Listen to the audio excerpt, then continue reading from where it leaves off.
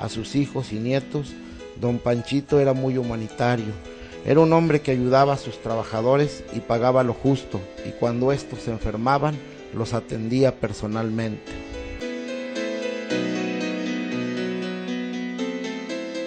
Cuando don Francisco I. Madero se lanza a la política, Salomé es uno de los primeros seguidores más fieles. Participa en la aventura electoral de 1905 y posteriormente se incorpora al Partido Nacional Antirreeleccionista, que se funda en nuestro país después de la publicación del libro La sucesión presidencial de 1910, cuando las intenciones pacíficas de Madero por llegar a la presidencia de la República por la vía de las urnas fueron truncadas por la represión porfirista, y Madero es encarcelado. Uno de los primeros seguidores de Madero, que se mostró dispuesto a seguirlo hasta donde fuera necesario, fue precisamente don Salomé Hernández Borrego, quien respondiera de inmediato a la convocatoria hecha por Madero a través del Plan de San Luis. Salomé y sus familiares se aprestan a tomar las armas y, según consta en documentación de la Legión de Honor, se puede fehacientemente acreditar su participación en la Revolución Maderista.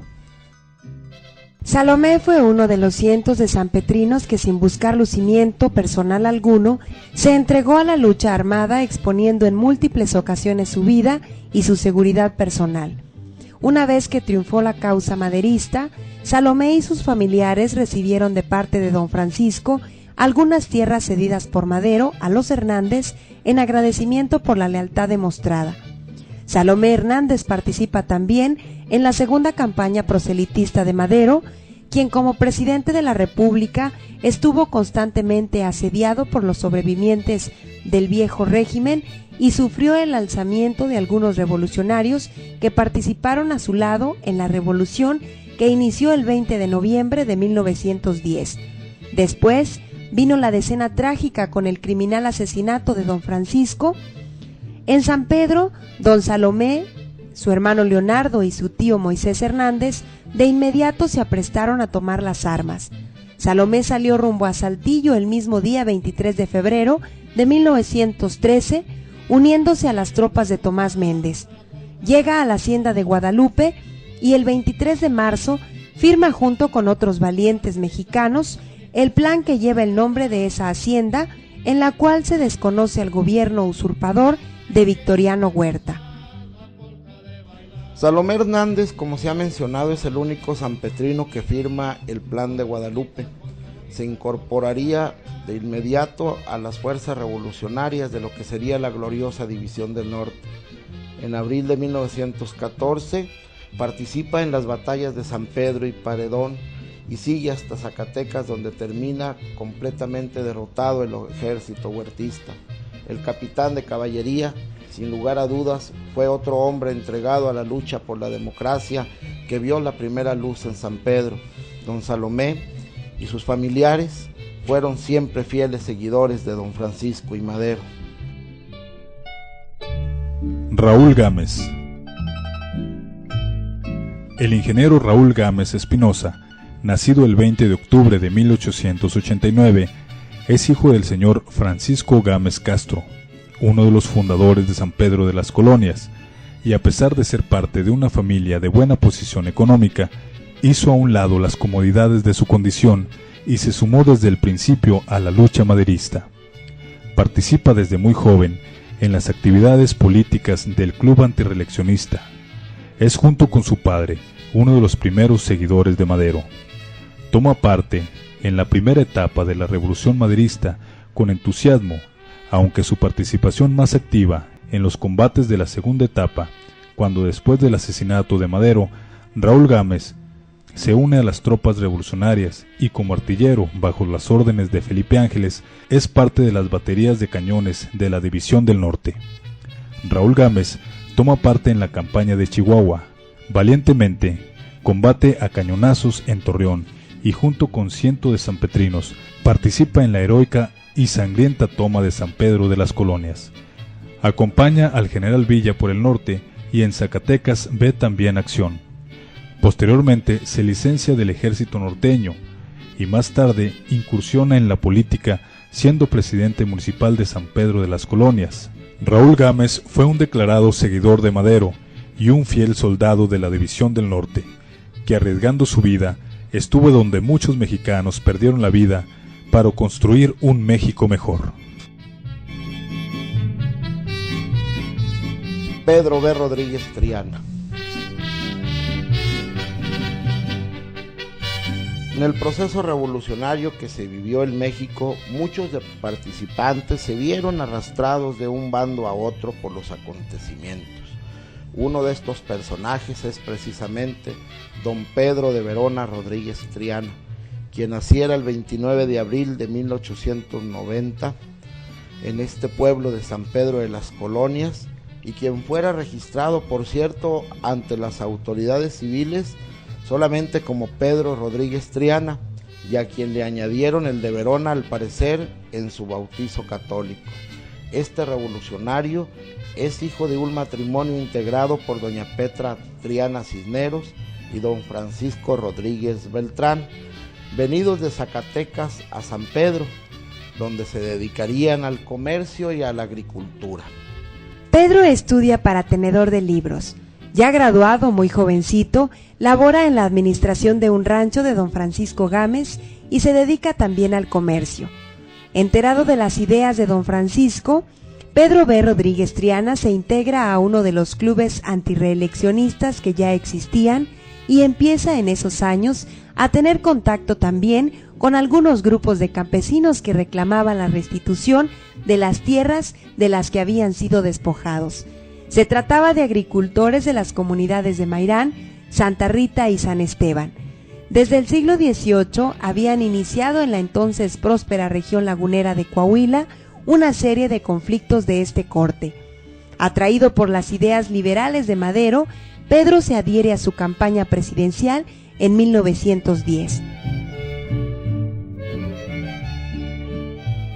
Como miles de sanpetrinos, el futuro revolucionario se indigna al enterarse del arresto de Madero en Monterrey, y cuando éste huye a San Antonio, Texas, y promulga el Plan de San Luis, el cual se asegura, en parte había ya sido redactado en San Pedro. De inmediato se une a las fuerzas revolucionarias que combaten a las tropas federales. Según consta en documentación de esos años, Pedro y los llamados agraristas de San Pedro se incorporaron a las fuerzas comandadas por Pascual Orozco. Tomó parte en varias batallas ya bajo las órdenes de Benjamín Argumedo, con quien integra el llamado Grupo de los Colorados de la Laguna, llamados así por el palacate rojo que traían atado al cuello. Pedro B. Rodríguez Triana fue uno de esos primeros maderistas que por alguna causa, en determinado momento, tomó otro camino distinto al seguido por don Francisco. Pero nadie puede negar su participación en los primeros momentos del movimiento maderista, que vio sus primeros capítulos precisamente aquí, en San Pedro de las Colonias. Manuel López y Fuentes. Personaje cercano a Pedro B. Rodríguez Triana, nace en Parras de la Fuente, pero llega antes de cumplir 10 años al municipio de San Pedro. Se sabe que participa junto con el futuro agrarista en los primeros movimientos maderistas. Toma parte en la Revolución de 1910. Se incorpora a las tropas de Pascual Orozco. Siempre leal también a Rodríguez Triana, llegó a ser el primer dirigente de la CNC en el estado de Coahuila, y en el gobierno estatal del general Rodríguez Triana fue el primer director de la Policía Estatal. Participa activamente en el reparto agrario de 1936 y es parte del gran movimiento agrarista de la Laguna. Muere a finales de los años 70 en San Esteban, su querido rancho, en el cual fue impulsor del reparto agrario.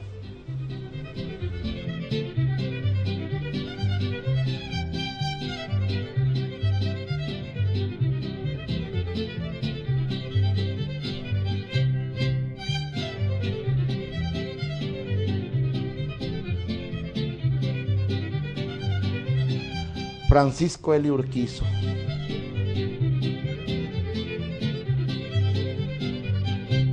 Desde muy temprana edad, el joven Francisco Luis Urquizo Benavides se sintió atraído por las actividades emprendidas por don Francisco I. Madero. El futuro general Urquizo Nació en San Pedro de las Colonias en 1891.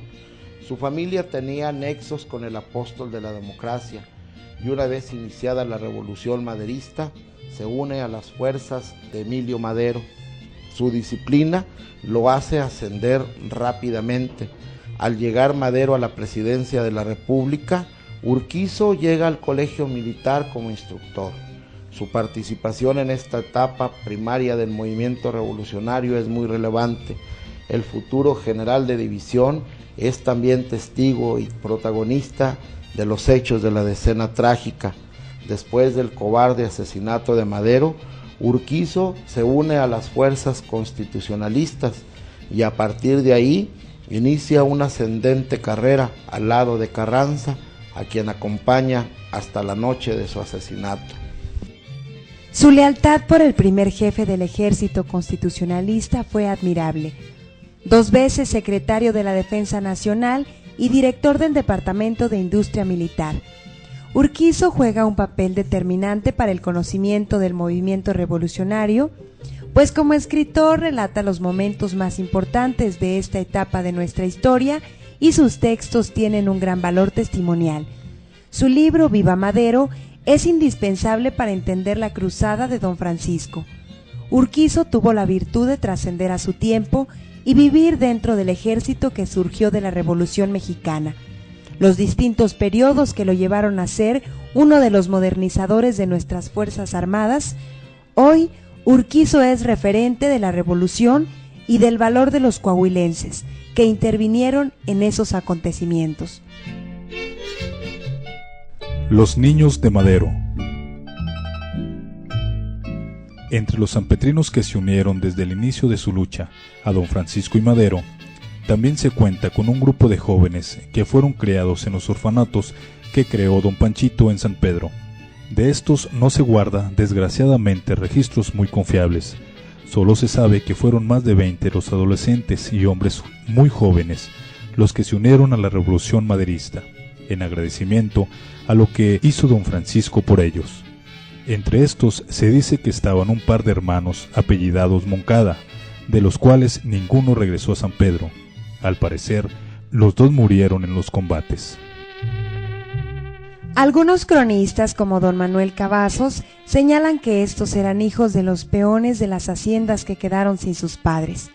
Don Francisco fue una persona muy humanitaria que se encargó de quizás cientos de ellos. De estos jóvenes, se cuenta que la mayoría murieron en la lucha y que los sobrevivientes se perdieron en la vorágine que fue la bola.